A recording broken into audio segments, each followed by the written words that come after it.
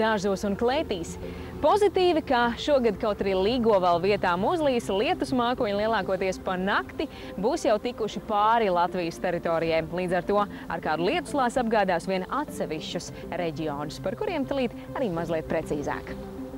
Tātad nakts sākumā ar kādu lietuslāsu būs jārēķinās Latgales pusē, sevišķi Daugavpils un Rēzeknes apkaimē nedaudz uzlīs.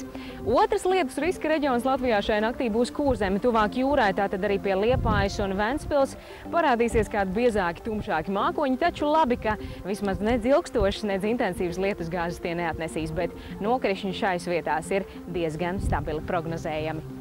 Tad nu atliek, ka šonakt Līgo naktī visomulīgāk un no mitruma visdrošāk varēs justies tie jāņotāji, līgotāji Jāņu bērni, kas svinēs svētkus Zemgalē, arī Rīgas apkārtnē, jeb šo Vidzemē, jo tur mākoņi būs nosacīti maz, un katrā ziņā nekādus nopietnus nokrišņu draudus tie mums nespēs piedāvāt, un starp tiem varēs mēģināt pat saskaitīt arī Līgo nakts zvaigznes vai saredzēt mēnesi sirpi.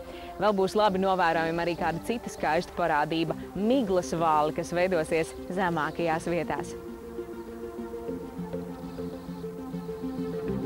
Dienvidrietumu puses vējš nakts gaitā jau sāks palikt burdenāks, tas pierims.